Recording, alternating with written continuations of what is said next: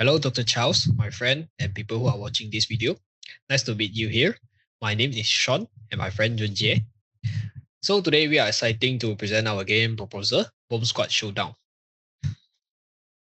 Before this, let us have a quick overview through the content of the day. I will start with my team Dito, introduce exciting game reference, research problems, background of the game, and the last section for me are the rules and instruction. For the card type overview, styling moodboard, and market analysis, I will pass it to Junjie later. So basically, we have 6 members in Dito production. We love to play games, and we will cooperate in the next few months to complete this project. All right, let us go through the project timeline. In week 1, we were introduced to game study, know about what is a game, about the mechanic of games, and we have lecturer at the day. Come to week 2, we have a project briefing and form into a group up to 5 to 6 members. Then we play a card game in class. At week 3, we slowly goes on track and we come out with 3 initial ideas, which are Monopoly Deals, mixed with Clash of Clans and Clash Royale. So it is a slow down paced game. And the second idea is using Uno, mixed with Werewolf and Three Kingdom Kills to rebalance the game. And the third idea is a CSGO 2 mixed with Monopoly Deals, and this is tactical games. We are still deciding on week 4 because we have some argument on choosing the ideas. Then we play the game again and discuss what we'd like to do in class. After returning home with heavy emotions, I asked everyone to participate in an online meeting. Me and Han Yuan drafted some very good ideas. So we decide to vote to choose which one is our best idea. And all the members voted for the best one and we started our journey. Next, we move to the exciting game reference. First game reference that we looked at was Monopoly Deals, which was the game that we played during our second tutorial class. For who those are not familiar with the Monopoly Deals, this is a quick and competitive card game for 2 to 5 players, where the goal is to collect 3 full property sets before your opponent do. So if you're interested in Monopoly Deals, can click a link below to refer on YouTube. Next exciting game reference. The next game is a FPS game on PC, which calls CSGO 2. The player choose weapon, strategy, and coordinate with teammates to outmaneuver the opposing side. So we are thinking of creating an interesting fast-paced game after learning the game's mechanic from these 2 games.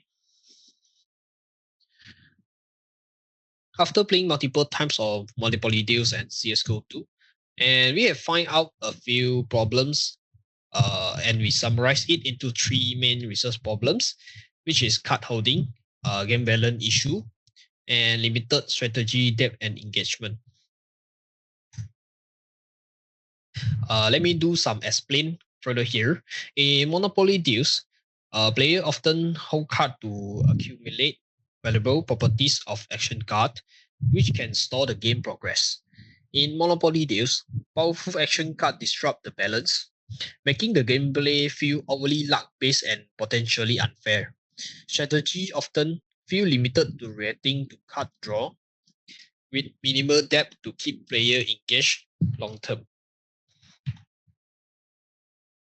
Then we based on the problem we got, we came up with 3 research questions, which are how to prevent the card holding, and what feature that can be added to give player more control of their situation, and how does combining alignments from both Monopoly Deals and CSGO 2 change the dynamic. Next is background. These are background contents. So in a world of frown in conflict, 2 factions clash over control and safety in the city of Vectra. The counter-terrorists are an elite force sworn to protect the civilian, while the terrorists strive to disrupt order by planting bombs at strategy location. Rumors of an impending large-scale attack lead both sides to a deadly confrontation. armed with skill card and tactic. Player assume roles within each faction using strategy, quick decision, and the resource from the store to tip the balance in their favor. The story unfolds as each side races to complete their mission in a high stakes battles for control. Next is the rules and instruction. For the game rules for Bomb Squad Showdown, for the objective is terrorists and counter-terrorists. For terrorists is try to plant the bomb and ensure it detonates. And for the counter-terrorists is prevent the bomb from being planted or defuse it before it detonates. For the game setup, the player will up to 4 or 6 players split into 2 teams. For the terrorists, will 2 or 3 players, and counter terrorists also 2 or 3 players. For the card type, we got a rose deck. For the role decks, is player draw the role card to select their teams and form into the group, which is CT or T. So for the draw deck is we separate deck to T and CT to containing the deck objective, utility, and cash card. Last is a shortcut. Player can use cash card to obtain random action card from the store. Next is a turn structure. The turn structure we starting from the starting hand. So each player begin with 5 cards from our team decks. Second is draw a card. So at the beginning of each turn, player draw 1 card from their respective role deck. And the third is play cards. So each player must play at least 1 card per turn with a maximum of 2 cards allowed. So here some add-on is if an opponent play an attack card against you, you may play a corresponding defense card. Some notes here, and this defense card count as one of the 2 cards you are allowed to play per turn. So for the last structure, end turn. So when the turn ends, proceed to the next player following the rose card number that drew by each player. So I will pass to Junjie to continue the slide. All right, so here is the drop down information for our deck. So first roll deck, we got 6 cards, which contains with odd number and even number. 1, 3, 5 would be terrorists, and 2, 4, 6 would be counter terrorists.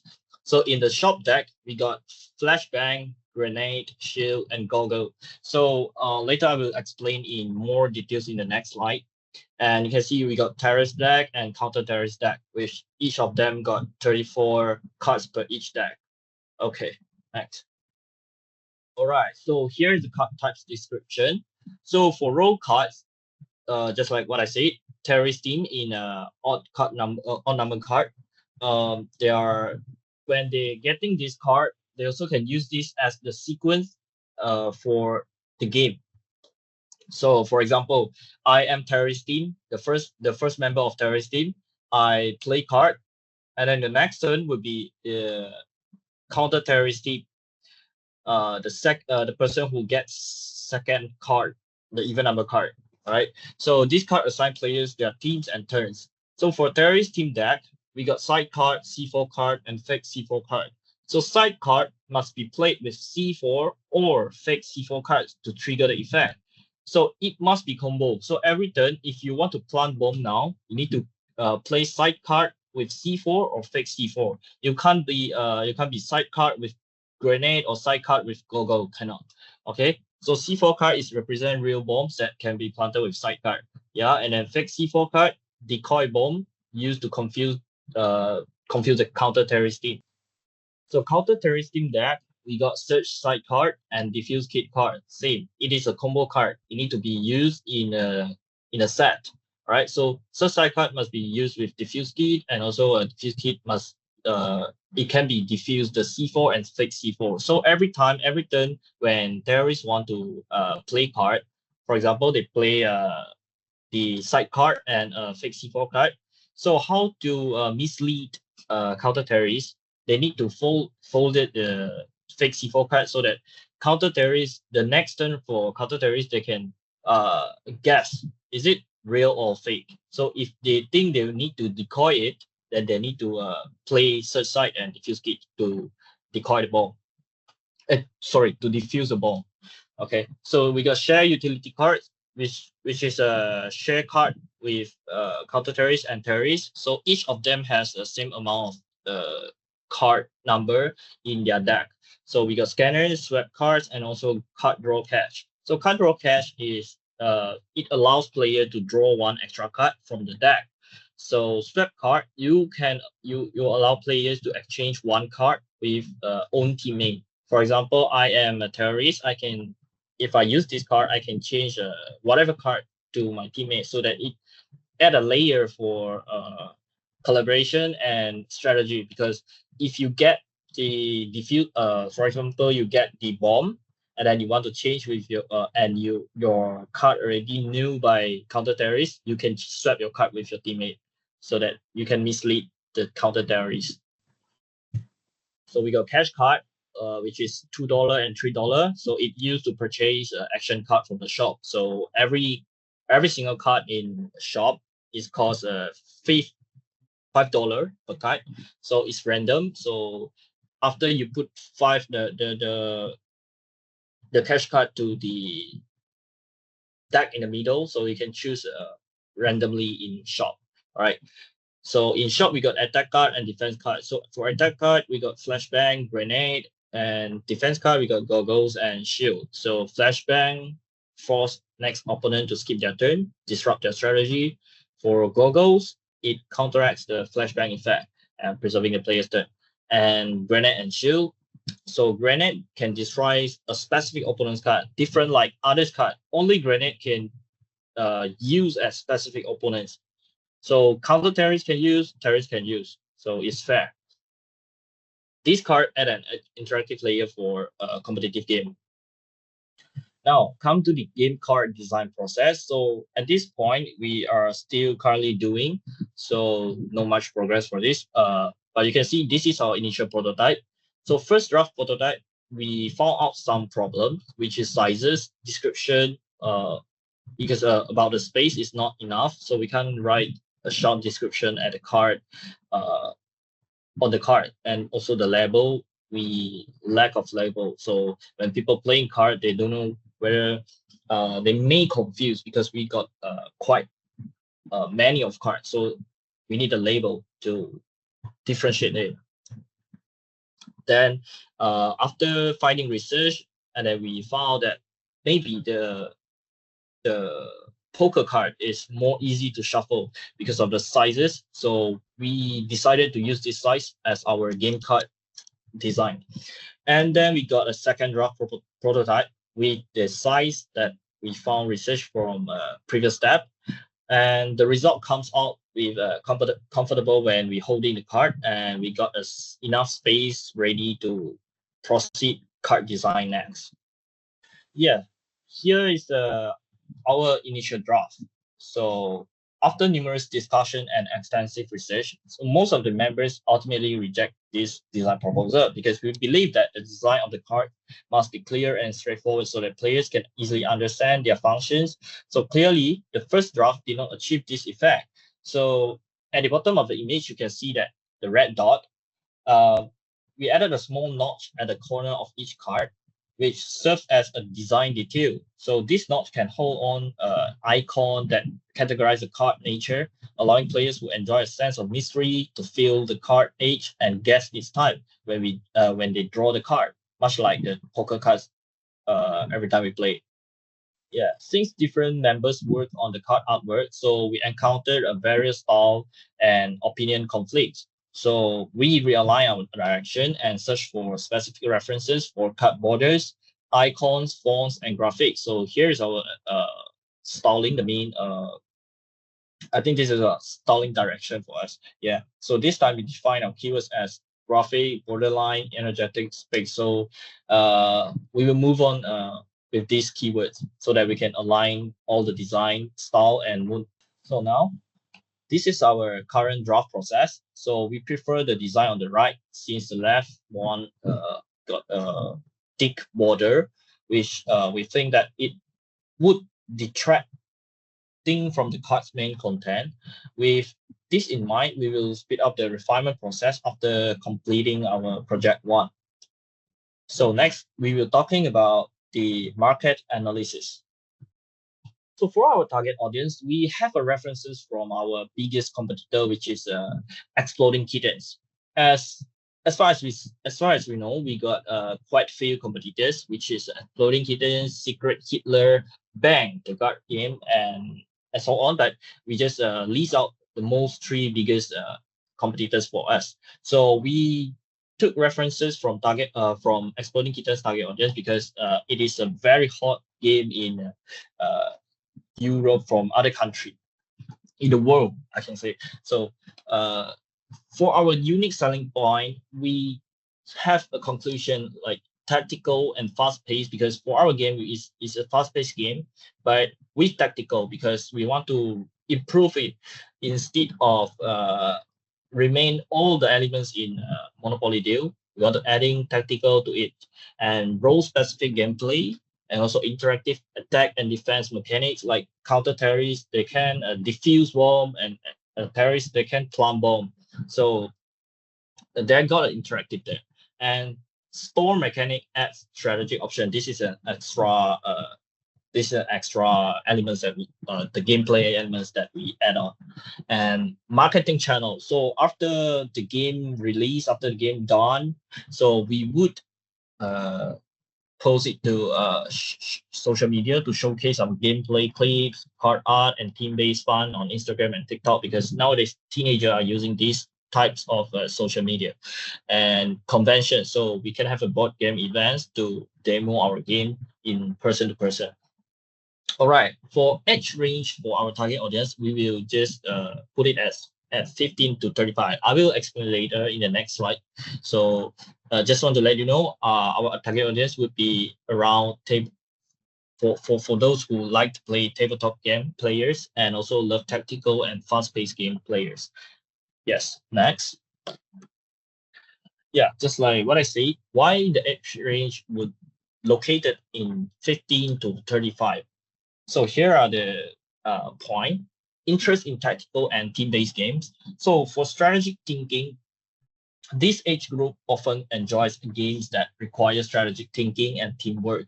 So appealing to them interest in social and competitive gameplay. So tactical games can encourage players to think critically and collaborate effectively, which is very suitable for this age range of players. And for accessibility and attention span, I just want to focus on attention span because shorter game sessions, many games in this genre cater to shorter play sessions, which align well with the attention spans and busy lifestyle of this age group.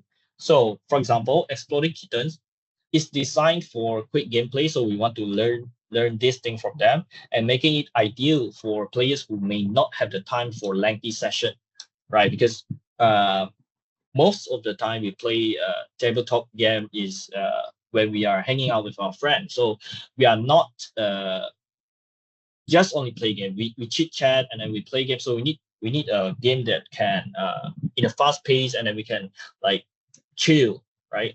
So the third point, appeal of card games with competitive elements. So card game like Exploding Kittens have a casual appeal, allowing for easy pick up and play mechanics that fit well with the lifestyle of younger players. So the competitive nature adds excitement, keeping players engaged and eager to play again. Just like I said in the previous slide, our teammate can swipe card. Yeah, that kind of function can engage them well. And market trends in gaming and entertainment. So rising popularity of indie games is one of the reason why I would say the age group of 15 to 35, because they have shown a strong interest in indie games, which often feature innovative mechanics and unique themes. So Bomb Squad Showdown, which is our game, can capitalize on this trend by offering fresh gameplay that stands out from mainstream titles. Yes, that's all the reason why I will put it in 15 to 35. Yeah, let's talk about the biggest competitor, which is Exploding Kittens. So let's talk about the biggest competitor, Exploding Kittens. So our game and Exploding Kitten, we have the similarities. Both games are card-based with explosive themes. Like we plant bomb and then they also explode things. So they create suspense as players try to avoid and trigger specific action. So how to let our game stands out? I think we think that Bomb Squad Showdown offers team-based play with distinct roles, terrorists and counter-terrorists. So adding a cooperative strategy, and it uses our game uses direct confrontational mechanics with attack and defense card, which encourage the tactical decision making and real time responses. So go to the next game, uh, Secret Hitler, which is our another competitor. So similarities, see, both games involve in team based play. So how do we stands out. So instead of hidden identities, Bomb Squad Showdown offers transparent roles with clear goals and like planting and diffusing, which leads to more direct and tactical decision making. So players just chill the play. So for players who like to chill, then our game is suitable for them. So it's focused on physical bomb sites and attack and defense options make gameplay fast paced and action oriented. Just like what I say, our game is a fast paced game. So for those who like, it will be super perfect fit for them. Next, competitor 3, which is the Bang, the card game. So both games feature direct attack and require strategic play. This is what we similar with them. But how we stand out is, I think we think that we are openly assigned roles for both of the character. Unlike Bang hidden roles, like Secret Healer, they have the same similarity. They got hidden roles. So we allowing more open strategy so we can just think more open and free. So and also the shop mechanic lets our players to use resources to gain tactical advantage, offering more control over gameplay strategy. Yeah, I think that's all for our presentation and sharing today. Thank you for listening and see you in project 2 to be continued. Thank you.